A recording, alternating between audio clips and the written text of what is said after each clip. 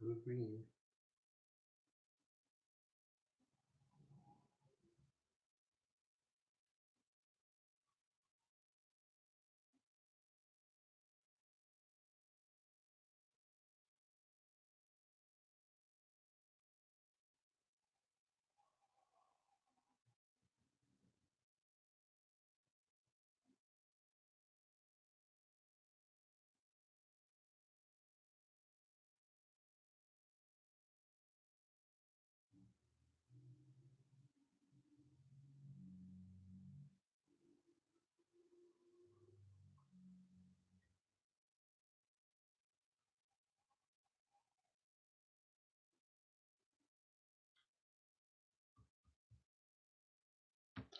Okay, let's begin. Good evening.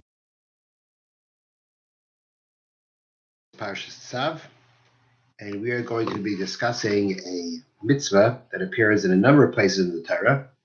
That is actually the prohibition against eating blood, consuming blood. In this week's Parsha, we have Perek Zayin, chapter 7, Pasuk Chavav and Chav Zayin, verses 26 and 27. The Torah reads, V'chol dam le'seichlu, you shall not eat any blood. V'chol mishvei seich, in all the dwelling places. Lo yifla behema, blood of a bird or of an animal. She points out the only blood forbidden to consume is blood of a bird, blood of an animal, but fish blood or grasshopper blood is not forbidden. Referring, of course, to the grasshoppers themselves that are kosher. Any soul that consumes blood, any blood, that soul will be cut off from its nation. The punishment of karis, being cut off, is the punishment for consuming blood.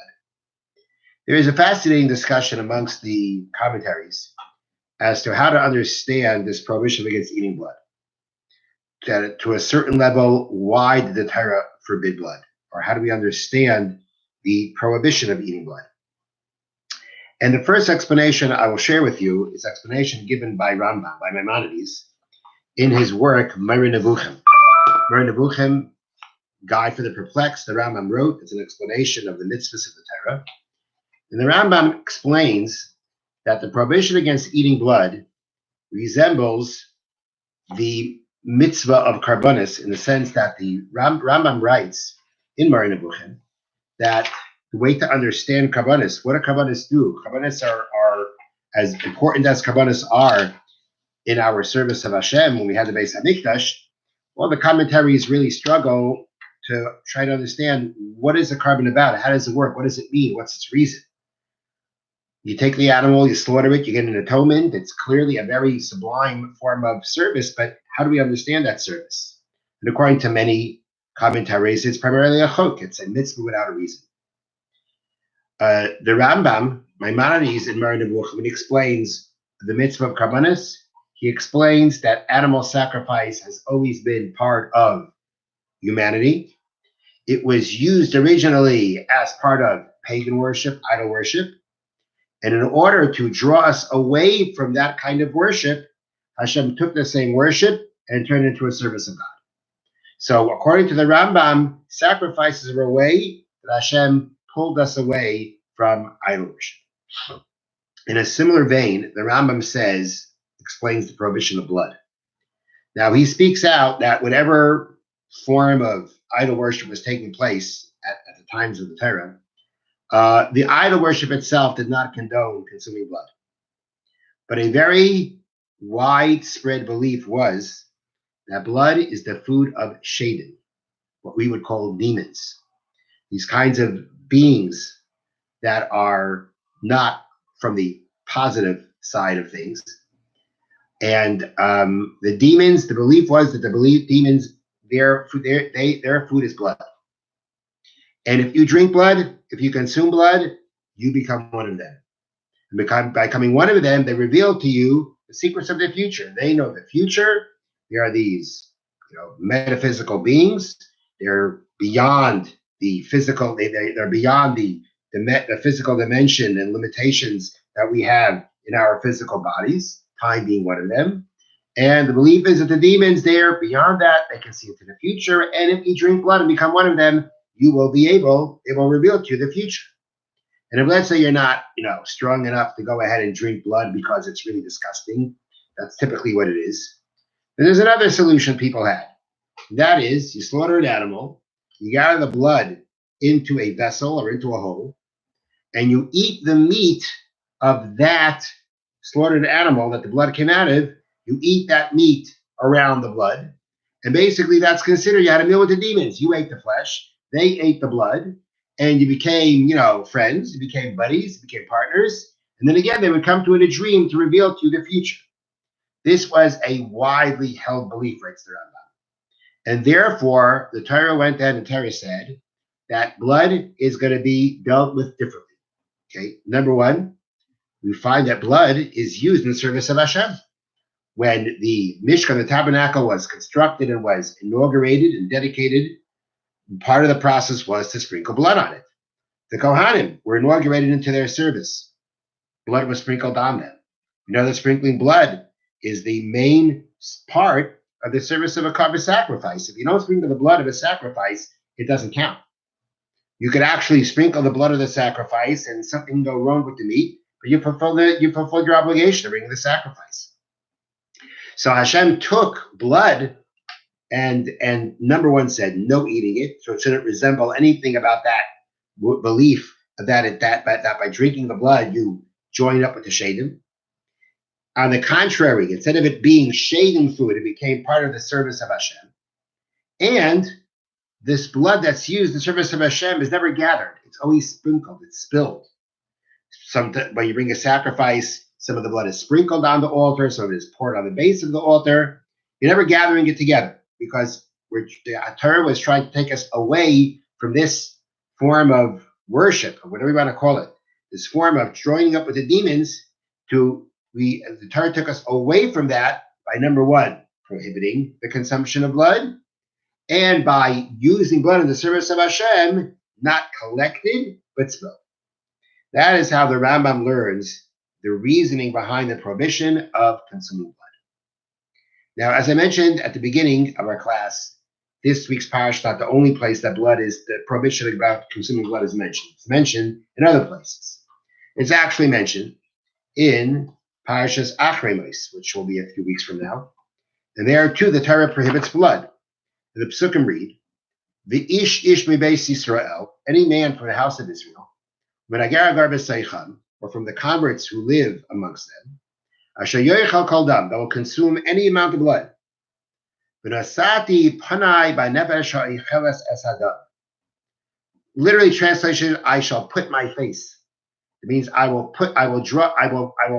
focus my attention. B'nefesh ha'icheles es hadam, at the soul who consumes blood. And I shall cut it off from its nation. For the soul of the flesh, is the blood. The blood is the soul of the flesh. The blood that gets pumped around the body is what keeps us alive. And therefore, the nefesh, the soul, or the living force of every flesh is the blood. And I have given it to you on the altar to atone for your souls. For the dam is by which the soul attains atonement. The blood is the soul of the flesh, and now that soul is used to atone for our souls. Now, in this pasuk, the Rambam that we mentioned before, Moreh Nevuchim, points out that there's wording here that is used in Parsha Achremos about the prohibition against blood that is very unique. And as we just read, the pasuk says, "V'nasati panai b'nefesh ha'icheles es hadam." I shall put my face, I shall focus my attention, Hashem says, to the soul that eats blood. There is one other place where that phrase, "V'nasati panai," I shall put my focus, appears. And that is when the Torah discusses a form of pagan worship called Molech. Molech was an idol, and the way that the Molech was worshipped was either there were two fires on each side, and you would take your child and pass the child through the fires, meaning between the fires, or according to some, you pass the child through the fire. And it was considered a very severe form of idol worship. And there too, the Torah actually says I shall put my attention to that person. So this phrase that Hashem says, I shall put my face, I shall focus my attention, only appears in two places. By the molech, which we understand is very serious, and by blood. The fact that by blood, the Torah also, it's the only other place where the Torah says, Hashem says, I will put my focus on it, shows us again the severity of the eating of blood. That is what the Rambam points out from these psukim in Parsha Achreimus.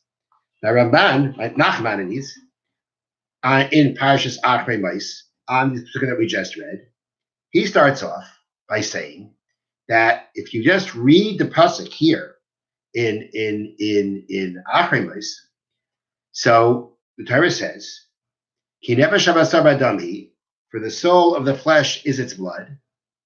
"V'ani nasati lachem al hamizbeach," and I've given it to you to put on the altar to atone. So Ramban says, that the wording imply that the understanding behind the prohibition of eating blood is because it's meant to be used on the altar. In our parsha, before the prohibition of blood, there's a prohibition of eating what's called chaylev, certain type of fat. And that fat was actually burned on the altar from every sacrifice. So the understanding is that we don't eat chaylev, we don't eat the fat, because it's not meant for us. It's meant to be used for a holy purpose, meant to be used for a sacrifice. So too says the Ramban, when reading these psukim imply that the issue of eating blood is because blood is not meant for us. Blood is meant to be used on the altar. It's meant to be used for atonement.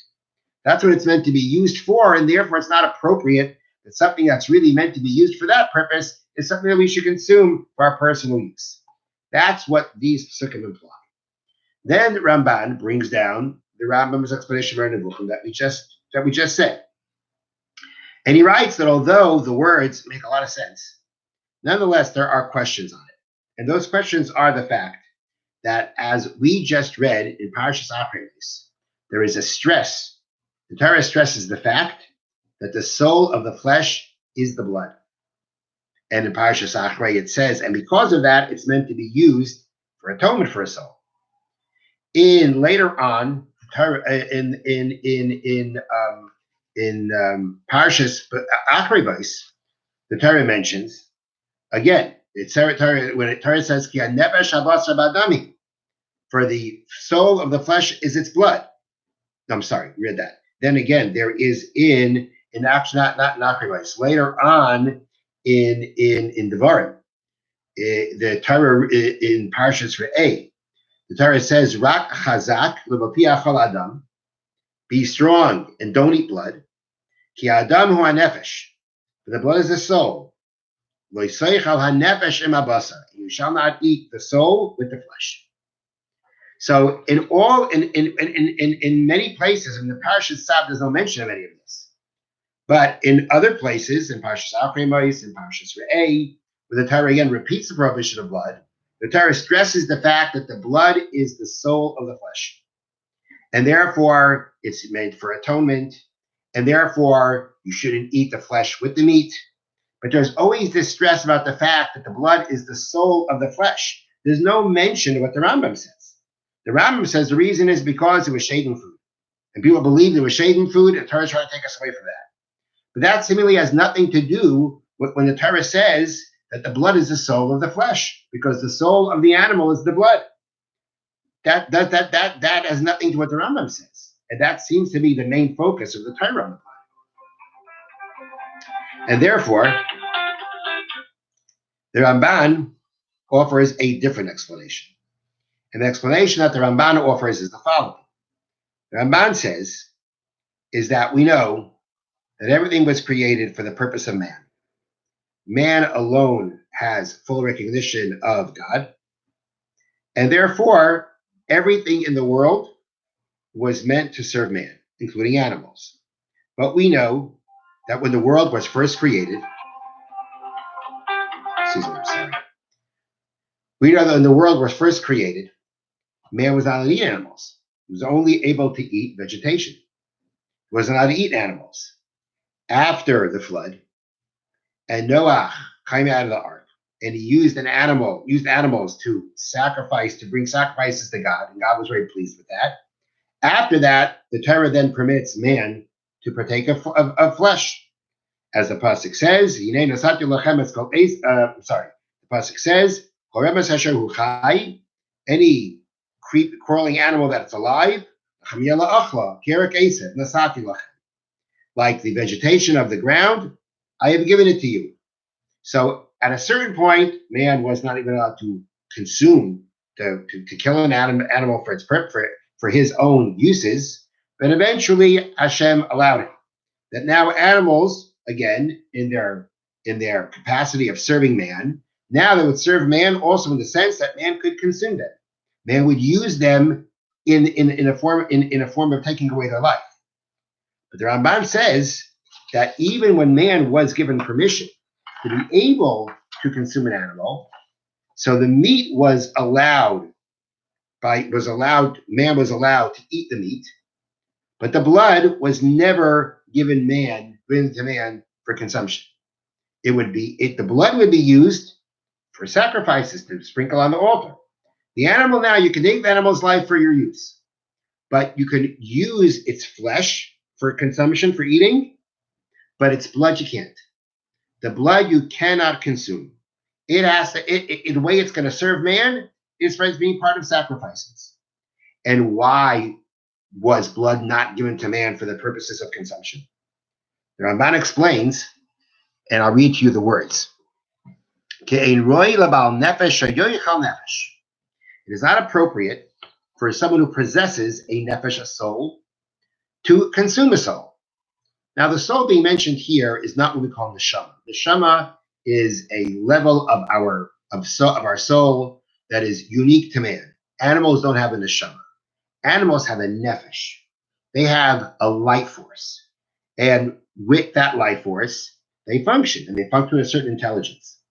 The Ramban says it is not appropriate for one who possesses a soul to consume a soul.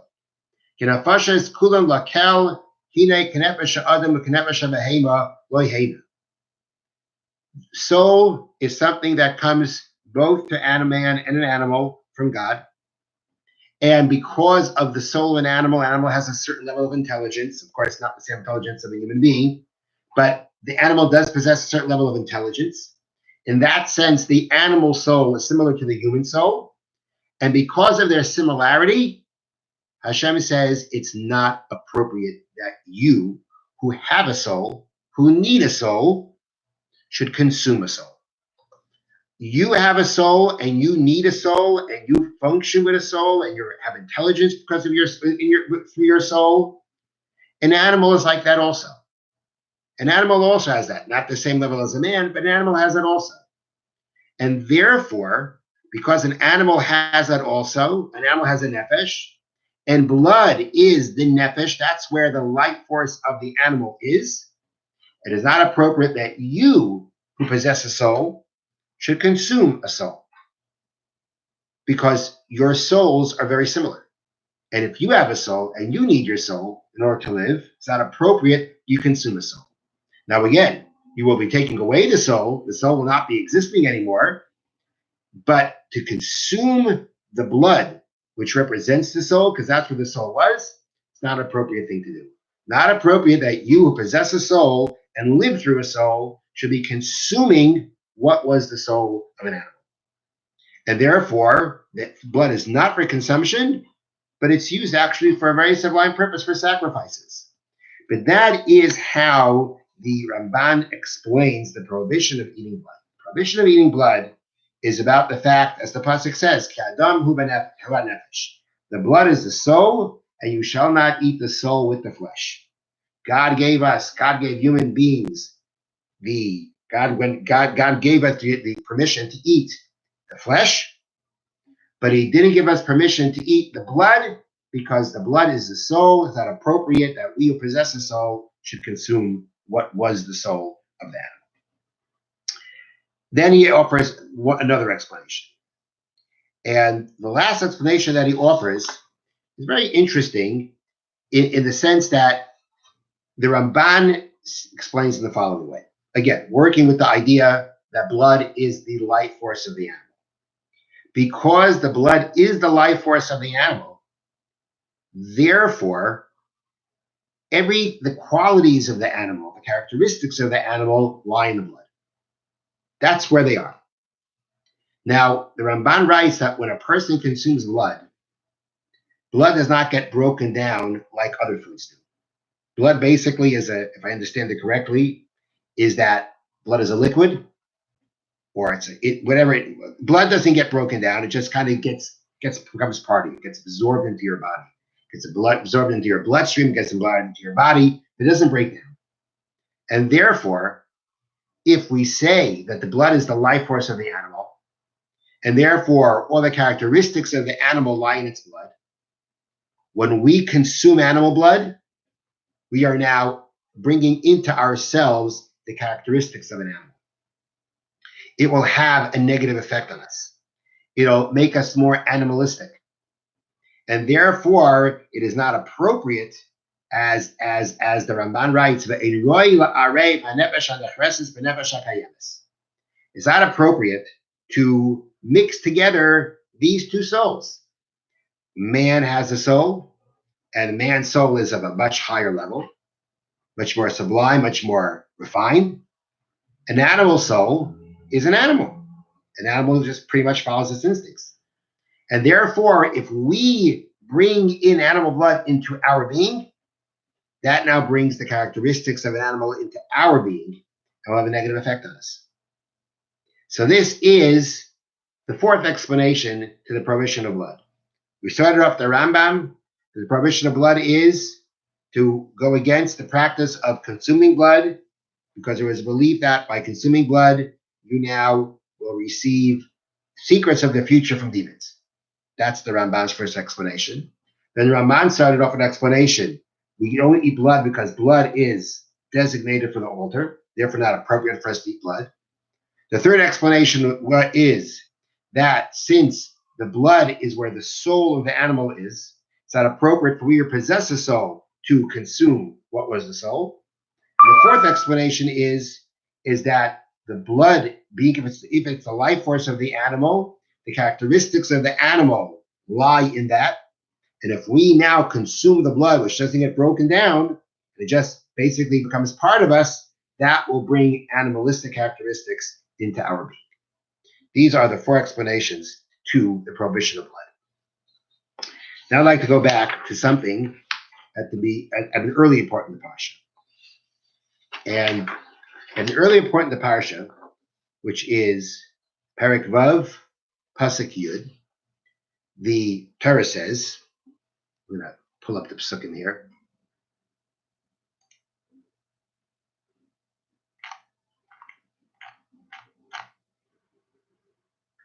Perek Vav, Pasuk Yud.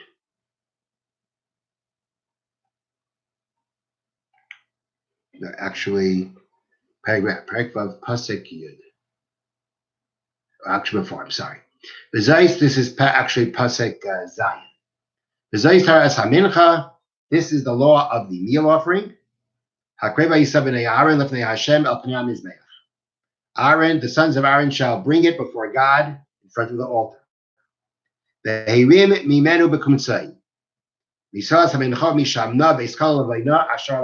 you bring a meal offering, you bring flour mixed with oil with a spice called frankincense. That mixture is brought to the Kohen. The Kohen then separates what's called a kmitza. Takes 3 fingers worth, 3 fingers, and he scoops up from the flour and the oil and the frankincense. And then, as the Torah says, the Ketira Mizbeach, that is now offered on the altar. It's burned on the altar. This memorial portion is a pleasurable aroma to God. But now there's still left from the mincha, from the flour and the oil mixed together. There's still that mixture left. And what's left over, yoichlu Aaron uvanav. Aaron and his sons will eat it. Matzahs te'achab makam kadosh. They shall be eaten as matzahs in a holy place. V'chatzar oil moyed yoichlua. They shall eat it in the courtyard of the Ohel Moed. Then the Torah says, they shall not be baked chametz. It is their portion that are given to them from the fire offerings of God. So the Torah says that the leftover meal offering, even the leftovers of it, what doesn't go on the altar, cannot be chametz. So not only, and Rashi points out, not only does the mincha offering itself not be allowed to be chametz, it's matzis, as the Torah says it. Even the leftover can't be made chametz. And the general rule is that a mincha offering, although it's called loaves, it's matzah. It's halachically matzah. It's not the matzah like we have. The matzah we have, at least Ashkenazim, or most people, very thin matzahs, because we don't know, we don't have a tradition how to bake those matzahs in a way that they allow them to rise somewhat, to give them some kind of texture, and not become chametz. There are Sephardim where their matzah is more like halacha. But and those matzahs are more similar to what the matzahs were in the Beis HaMikdash, because it's clear it wasn't these very thin cracker-like breads. It had a thickness to it. That was the original matzah. But that's the halacha. The mincha cannot become chametz. But in the Parsha, we actually have an exception to this rule. Because in Perek Zayin, Pasuk Yud Gimel, chapter 7, verse 13, the Torah says, talking about bringing a shlomim carbon, bringing what we call a peace offering. And there is a form of peace, there's a type of peace offering that is called im al toida yakrivenu. If a person decides to bring the shlomim carbon as a toda, like from the word toda, means thanksgiving, to give thanks. It's a shlomim that's meant to be a thanksgiving offering. A person would bring a carbon toda when a person had gone through some kind of danger and was saved. He would bring a thanksgiving offering. Im al toida yakrivenu, if he's bringing it for a thanksgiving offering, v'kriv al zerach ha'toida. So now, along with the actual animal sacrifice, a person brings chalas matzahs b'udas v'shemen, matzah loaves mixed with oil, rikika matzahs v'shuchim v'shemen, and matzah wafers that are smeared with oil, v'soilas merbechas, and scalded flour, chalos made into loaves, b'ulos v'shemen, again mixed with oil. We have three types of breads here. We have chalas matzahs, we have rikike matzahs, and then we have the soilas merbechas. These three were all matzah. They were not chametz. But then the Torah says, al chalitz lechem chametz. Together with loaves of chametz, Yaakov Karbanai shall a person bring a sacrifice, al zevatei de shlamav, as part of the Thanksgiving meal, a peace offering that he's bringing. Here, one of the four sets of breads is actually chametz. And the question is, why the carbon taida? Why is it the exception that it's going to be chametz? That some of the mincha, some of the meal offerings that are brought are chametz. It's one of the few exceptions. Why is it that exception? So the answer that I saw, a very interesting answer, is the following, and that is that there's a Gemara in Brachas that says that one of the sages used to say the following prayer. Ribono Helamed, Master of the universe. You know that our desire is to do your will. What holds us back? Sa'ar Isa, the sourdough in the dough, the Shibud Malchias, and our subjugations to foreign nations. What is it that holds us back from fulfilling the will of Hashem? So the second reason given is Shibud Malchias, which means because we are not in control of our own lives. And the fact that we live under the influence of foreign nations is a strong influence that corrupts us. And the first thing mentioned was Sa'ar Shabba'isa, the sourdough in the dough. What's that referring to? So Rashi says sourdough in the dough is a reference to Yetzer Hara Shel. That's a reference to the evil inclination that's in our hearts, Hamachmi Tseinu, that makes us chametz. Yetzer Hara makes us chametz. What does that mean? It means that the same way chametz is dough that rises, the Yetzer Hara makes us rise. It makes us haughty, it makes us arrogant, it makes us think that we are so important that whatever we want has to be fulfilled.